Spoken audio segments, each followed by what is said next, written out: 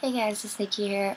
Someone requested for me to do a video on how to pick your beginner snake. So here I am, and this is my advice. So you have never had a reptile before, or you've never had a snake before, or this is only the second snake that you have. So this is a guide on how and what you should pick on as beginner reptiles, beginner snakes, honestly. Excuse the weird farting noises. Yeah, renovation upstairs. Anyways, so basically, what I want to say is, it's going to be hard if you've never had a snake before, but it's going to be even harder if you've never even had a reptile before, because you would have to get used to getting the humidities right, the sheds, they all have to be off at the right times. Gotta get the heating right. You gotta know how they respond to people, which are very, very different with mammals. And thing is, you gotta remember, reptiles, especially snakes, are all very defensive. You cannot always rely on just them because anything could happen. Any little mistake could happen. And yeah. Let's start with the snakes that I would not recommend for any of you to get as a beginner snake. Some of them that I can name on top of my head are Burmese python, reticulated python, anacondas, or even here, I have a perfect example, is a rhino rat snake. This guy actually cost around 500 US, but because I got him shipped directly from Asia, so I didn't have a problem on getting him. But this guy basically, rat snakes, first of all, I would not recommend, just because they are a bit more aggressive than usual snakes. And especially if you're going to go for the Asian rat snakes, they are very, very much more harder to take care of than your average snake. Reason why is because they require a high humidity level. And even though if Charlie over here is not aggressive, there are some other rat snakes that are aggressive. I actually have another snake, a beauty snake, right over there, who would very much likely love to kill me. But anyways, Charlie is a great snake, although I definitely would not recommend him to be a first-time snake. I'm going to put him back in. Be right back.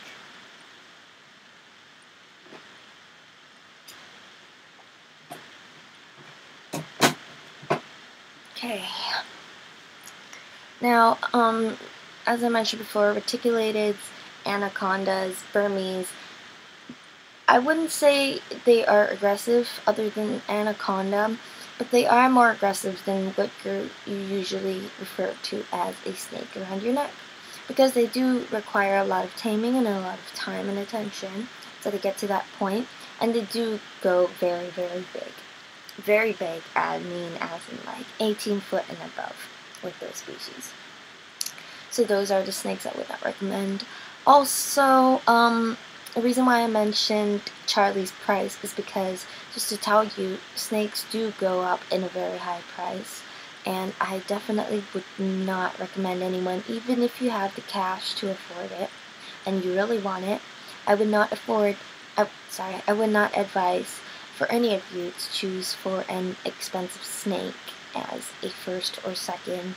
I probably want to, if I were to spend a lot of money on a snake, I'd wait till a long time afterwards where you have more experience with them until you actually decide to get an expensive one. Reason why is because it takes some time of experience to really notice a snake with any sickness, and just in case of whatever happens to them, if you got the husbandry wrong, or if something's very wrong, the reason why is you'll have to spend either a lot of money, you know, buying the medicine, which pretty much you do have to do for all your snakes anyways. But if anything happens to its life-threatening, And you know, if your snake passed away and you spent a lot of money on it, it's just not going to be worth it. It's better off to wait for later on where you have more experiences, where you trust yourself even more, so you could buy an expensive snake and you could actually keep it longer and have less of a risk of it being sick and losing it. Another type of snake, now moving on to the ones that I do recommend. I always get asked also by people, what is the best beginner snake when they go for looking a snake? The best beginner snake, I would say, is a corn snake. Ultimately, if you've never had a snake before, corn snake is your absolute best choice to go for first. Number 1, they're inexpensive. Number 2, they're colorful. Number 3, they stay relatively small and easy handling. And number 4, they're very, very easy to care for. I know there've always been like this battle between ball pythons versus corn snakes, but people that I know and I personally believe that corn snake is a better choice to be a beginner. Reason why is because just in case if a snake decided to have you as a food, or if your hand smells like mouse and they decided to grab hold. Because a corn snake is a colubrid and not a constrictor, it'll be easier for you to hold on to it, take it off, get it off you. It'll be a lot easier for a first timer. It'll be a lot easier for a first timer to handle it and take care of it. And honestly, corn snakes, even though they go to like 3 foot and sometimes over exaggerating 5 foot, they do stay very, very, very thin. Not as thin as some vine snakes, but they stay around maybe that thick only, whereas a ball python could get to that thick, which is a huge, huge difference. So I'm sorry I don't have a corn snake to show you, but some other colubrids that I would recommend as a beginner snake, because some people don't like corn snakes and would like to go for something better. The second step above, more experienced than the corn snake, I would suggest is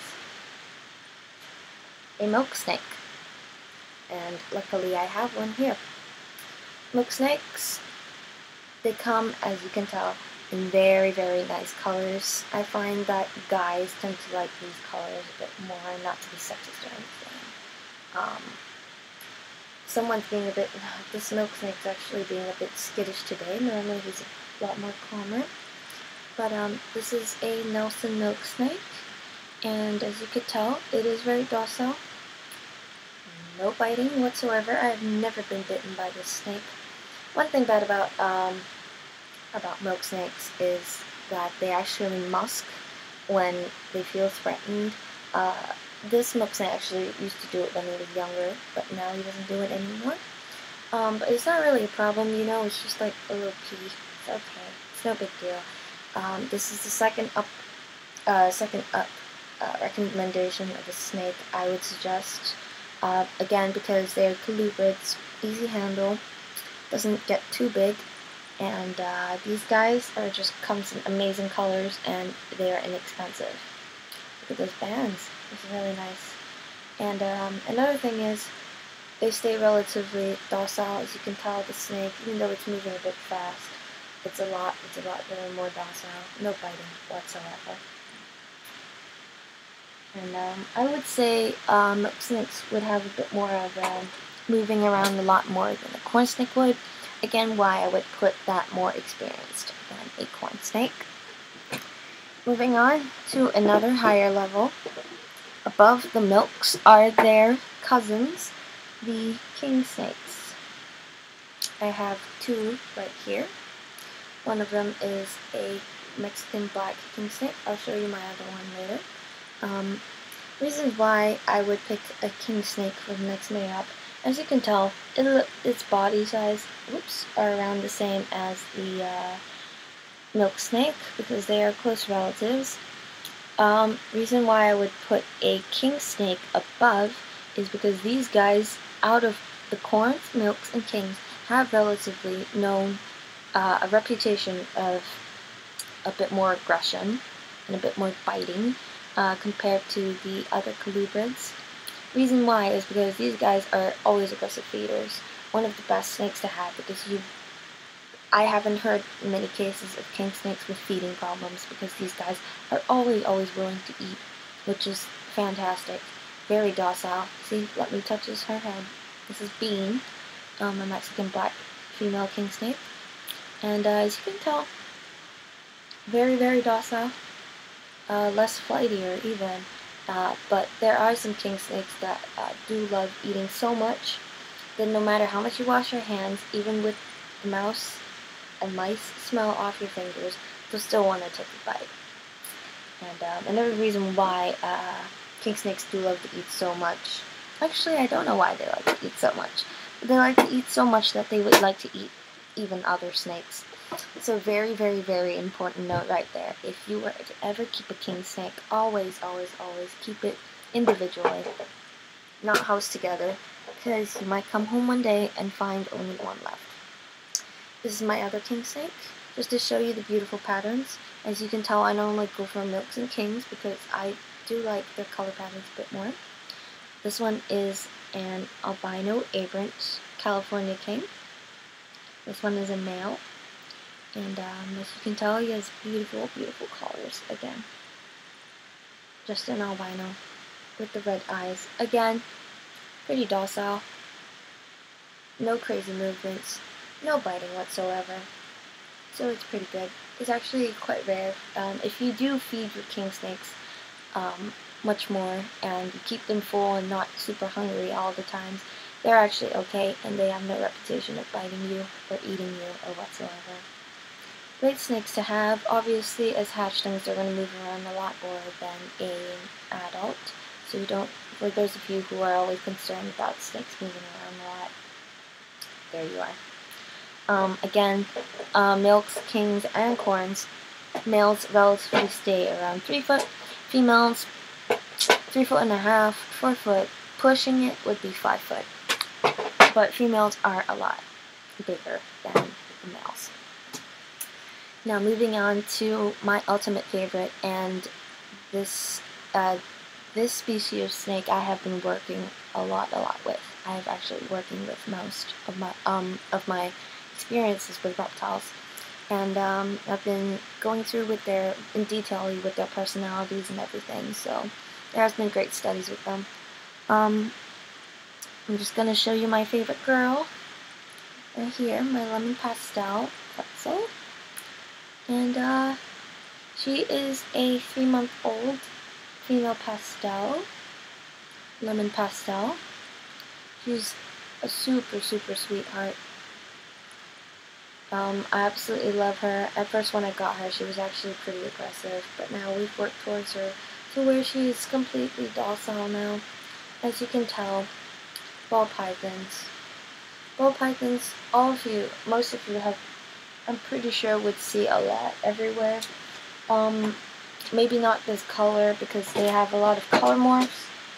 I've seen ball pythons, normal ball pythons, that go from $30 US all the way up to a banana ball that would cost you $20,000.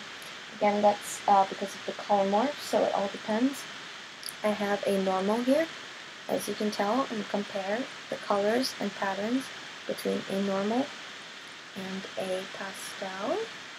This is Lucky, my one-eyed normal python, and this is Pretzel, yeah, a lemon pastel.